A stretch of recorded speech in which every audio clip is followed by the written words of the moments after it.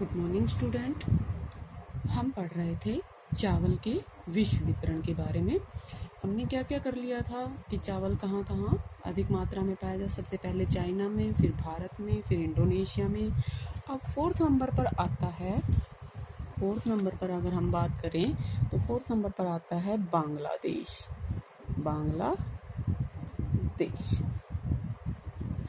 बांग्लादेश जो चावल का कितना विश्व का चौथा बड़ा उत्पादक देश है और यहाँ विश्व का लगभग 5% चावल पैदा किया जाता है।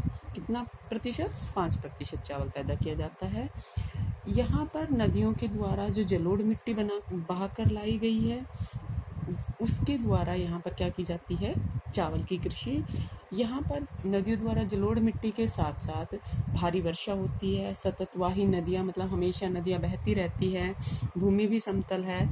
ये बहुत सारे कारक है जो चावल की उपज के लिए अनुकूल है। इसके साथ साथ जो गंगा ब्रह्मपुत्र का डेल्टा है, जो हमारे पश्चिमी बंगाल में जहाँ चावल पैदा होता है, उसका कुछ हिस्सा कहाँ है? बांग्लादेश में। वो चावल की खेती के लिए बहुत ही महत्वपूर्ण है। यहाँ की लगभग 60% भूमि पर चावल पैदा किया जाता है, चावल की खेती की जाती है और वर्ष में 3 फसलें चावल की पैदा होती है। लेकिन यहाँ पर जो चावल की उत्पादकता है वो क्या है? कम है।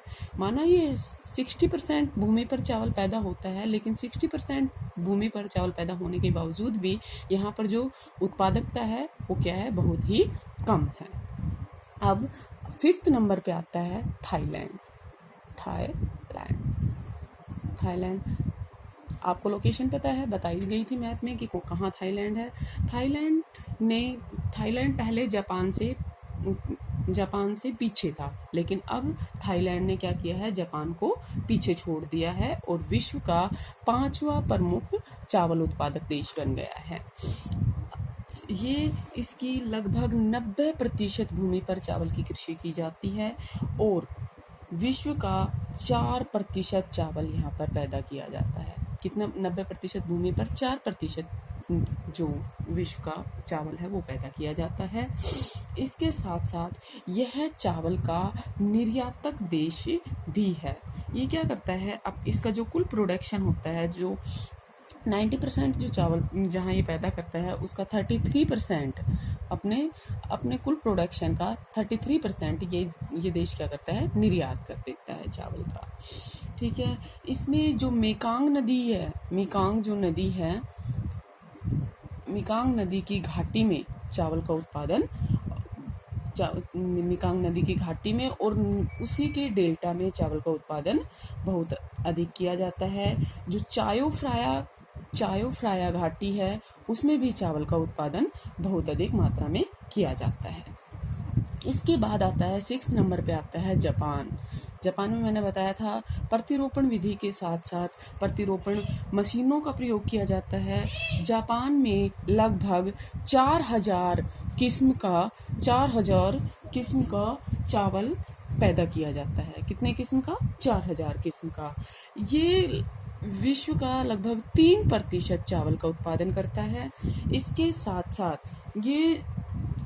इसमें जो चावल उगाने की जो सर्वोत्तम विधि है, जापानी विधि जिसको बोलते हैं, उसका प्रयोग किया जाता है और इसी के कारण यह चावल का मुख्य उत्पादक देश बन गया है। मैंने बताया था जापान में जो शीतोष्ण कटिबंधीय चावल होता है उसको क्या बोलते हैं? उष्ण कटिबंधीय चावल को हम क्या बोलते हैं? इसकी जो प्रति हेक्टेयर चावल की उपज है वो भी क्या है? भारत से 3 गुना अधिक है। कितनी है? मैं पहली वाली क्लास में बता चुकी हूँ, 6220 kg। कितनी है? 6220 kg प्रति हेक्टेयर भूमि पर। जापान जो है वो चावल का 20% उत्पादन जो अकेलो क्वांटो का मैदान है वहां से पैदा किया जाता है, जापान का 20% चावल। इसके अलावा होन्शु जो द्वीप है जापान का होन्शु द्वीप में भी चावल उगाया जाता है। होन्शु द्वीप में एक सिटा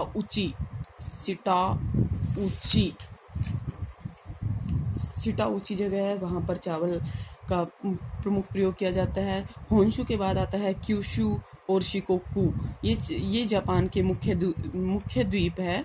यहाँ पर क्या किया जाता है, चावल का बहुत अधिक उत्पादन किया जाता है। और यहाँ चावल के लिए जो अनुकूल दशाएं हैं, जो मुख्य तत्व हैं, जो मानवीय तत्व है, वो सभी यहाँ पर मौजूद है इन द्वीपों में।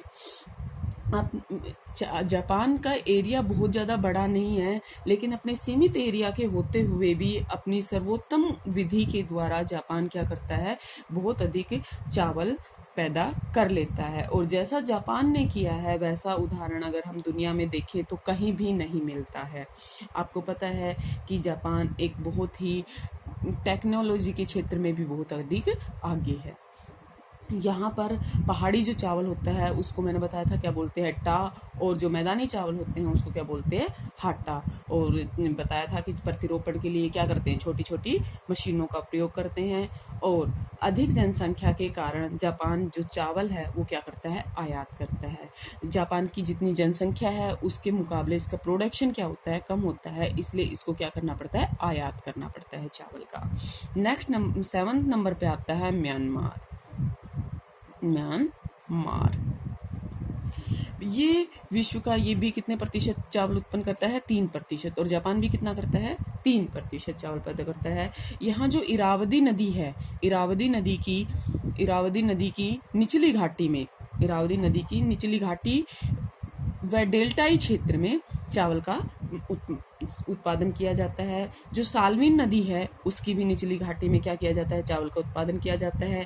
अक्याब क्षेत्र और अराकान तट, अराकान योमा क्या है, म्यांमार की पहाड़ियां हैं, और अराकान तट के किनारे भी क्या किया जाता है, चावल पैदा किया जाता है। सितांग और जो चिंदविन नदी है, सितांग और चिंदविन नदी की घाटियों में भी चावल का उत्पादन किया जाता है। ठीक है, देश में कुल चावल का उत्पादन होता है उसका आधा भाग रंगून और अक्याब पत्तनों के द्वारा क्या किया जाता है, निर्यात कर दिया जाता है। रंगून और अक्याब पत्तन के द्वारा क्या किया जाता है, निर्यात कर दिया जाता है। इसके बाद आता है 8th नंबर पे आता है कोरिया। क्या आता है, कोरिया एक लोकतांत्रिक गणराज्य है। वह कोरिया गणतंत्र चावल के क्षेत्र में लिए तो महत्वपूर्ण नहीं है, लेकिन प्रति हेक्टेयर उत्पादन की दृष्टि से देखा जाए तो ये बहुत ही महत्वपूर्ण है। कोरिया लोकतंत्र गणराज्य में चावल की प्रति हेक्टेयर उपज 6,670 किलोग्राम है, जो जापान की उत्पादकता से भी अधिक है। कितनी है, 6,670, जो जापान की उत्पादकता से भी क्या है, अधिक है। कौन से क्षेत्र की बात कर रहे हैं हमें, कोरिया लोकतांत्रिक गणराज्य में।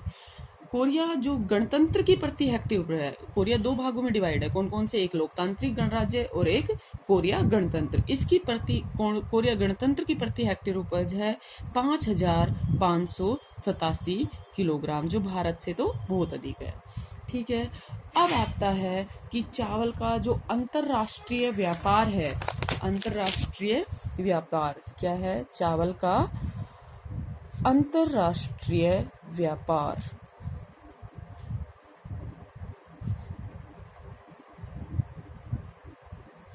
कहाँ से चावल का आयात किया जाता है, कहाँ से चावल का निर्यात किया जाता है। चावल का जो अंतरराष्ट्रीय व्यापार है वो क्या है, सीमित है। क्यों सीमित है, क्योंकि चावल क्या है, सभी देशों की मुख्य खाद्यान्न फसल है। इसी कारण चावल का जो आयात निर्यात है, क्योंकि दूसरे देश इसका निर्यात कम करते हैं, इसी कारण से इसका जो अंतरराष्ट्रीय व्यापार है वो सीमित है। विश्व के कुल चावल का लगभग 4% हिस्सा, 100 में से सिर्फ 4% हिस्सा ही अंतरराष्ट्रीय बाजार में बेचा जाता है। इसका कारण ये है कि चावल की जो खेती है, वो जो जहाँ चावल उत्पादक किया जाता है वो देश क्या है, वो देश जनसंख्या वहाँ की अधिक है, और जनसंख्या का घनत्व अधिक होने के कारण वहाँ पर केवल चावल स्थानीय उपभोग के स्थानीय उपभोग के लिए यूज़ किया जाता है, क्योंकि वहाँ के लोग जनसंख्या की डिमांड ज़्यादा है और पूर्ति कम हो पाती है। इसी कारण से वो इतना ही उत्पादन होता है कि अपने लोगों की पूर्ति कर सके। अतः इन देशों के पास चावल का जो खाने के बाद, मतलब अपना उपभोग करने के बाद इनके पास कुछ शेष नहीं बचता कि वो उनका निर्यात कर सके। और अधिकांश देश जो चावल का निर्यात करते भी हैं, जैसे थाईलैंड है, म्यांमार है, ये अगर चावल का निर्यात करते भी हैं तो ये इसलिए करते हैं ताकि इनको मुद्रा की प्राप्ति हो सके। और मुद्रा की प्राप्ति वे एशिया के बाहर चावल का निर्यात करते हैं, क्योंकि एशियाई देशों में तो क्या है, चावल की आपूर्ति हो जाती है उनके खुद के उत्पादन से। और जिनकी अपनी स्थानीय मांग है वो क्या करते हैं, चावल की खेती करते हैं। चावल के अगर प्रमुख निर्यातक देशों की हम बात करें तो सबसे पहले आता है थाईलैंड। निर्यात करते हैं ये थाईलैंड, यूएसए, चीन, पाकिस्तान, इटली, म्यांमार, मिस्र। ये देश ऐसे हैं जो चावल का निर्यात करते हैं। और चावल ऐसे बहुत कम देश है जो चावल का आयात न करते हो। क्यों? क्योंकि चावल की जो मांग है वो बहुत ही बढ़ रही है। और भारतीय बासमती जो चावल है वो उसकी तो अंतर्राष्ट्रीय मांग बहुत अधिक है। ठीक है, ये था चावल का अंतर्राष्ट्रीय व्यापार। आप अपने नोट्स बनाइएगा। अगर फिर भी आपको कोई प्रॉब्लम आती है तो आप मेरे से पूछ सकते हैं।